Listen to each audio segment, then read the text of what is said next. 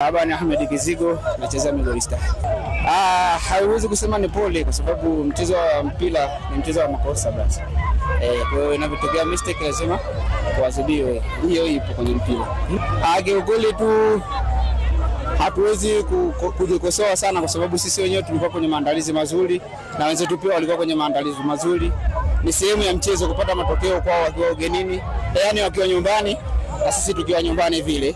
Ila tunachomshukuru Mwenyezi Mungu kwamba mchezo wa leo tumecheza kwa kupambana, kwa kujitoa licha ya mapungufu madogo ambayo yameonekana kwa upande wetu sisi na kwa upande wa waamuzi, kwa sababu hatuwezi kujisifu kabisa kwamba tumekamilika kwa kila idara, sawa? Kwa hiyo hata waamuzi na wenyewe kuna sehemu fulani hivi wamesababisha ni kuchachia hii game ya leo kwa nzito kidogo. Kweli haikuwa mipango yetu kuishia hapa. Japo imetokea, hauwezi kukataa. Lakini kwa mchezaji mmoja lazima kuna kile kitu ambacho unajua kabisa mimi ni mchezaji, nimekuja kupambana, afa nimekuja kupambania timu yangu.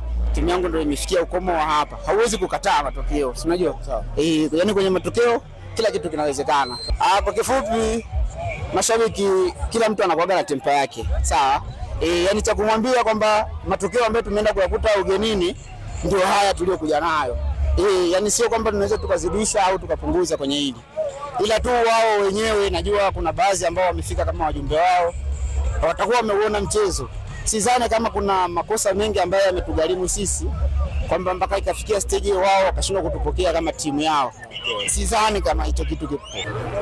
Kitu cha kwanza tunampongeza kwa sababu kwa mkoa wetu kiukweli tulikuwa tumedorola. Na hata kama ukifuatilia mashindano ambayo yalikuwa yanapigika hapa mkoani, si yenye kubeba taswira ya jumuiya ya watu wa vijijini na wa mjini, sawa? Ina maana akafanya kitu kikubwa sana, kiasi kwamba unaweza kumtambulisha hata kwa watu, bwana yule mtu aliyeandaa yale mashindano kafanya kitu kikubwa kwa Iringa yetu hii. Kiukweli mashindano ya hivi hayapo mkoani. Tusio waongo. Tunamsifu afu na tunatamani afanye vikubwa zaidi ya hivi. Japo tu kuna baadhi ya vitu ambavyo unaviona vya kibinadamu vipo, sawa? Kukosea kupo na kupatia pia kupo. Ila kwa alichokifanya kwa sasa hivi kwa upande wetu sisi vijana tunaona amefanya kikubwa sana.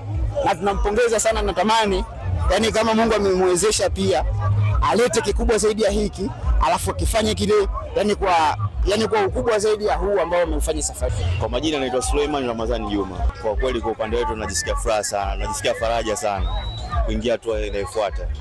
Kiukweli mechi hii hata viongozi pia walikuwa wamejiandaa zaidi. Ndio maana tumeweza kupata matokeo mechi ya leo. Morali ilikuwa juu sana, pamoja na wachezaji tulikuwa na morali hali ya juu ya kuitaka mechi na kupata matokeo pia. Kiukweli mwalimu pale alikuwa ameshatengeneza game plan tayari baada ya kupata lile goli moja. Japo tulikuwa tunacheza, lakini hata sisi wenyewe wachezaji nje pamoja na walimu tulikuwa na pressure hali ya juu ya kutaka kupata ushindi. Lakini tunamshukuru Mungu pia tumeweza kupata ushindi. Kwa upande wetu kwa kweli tunazidi kutengenezea confidence. Kwa kweli tunaahidi mazuri, wataenjoy sana mbeleni huko.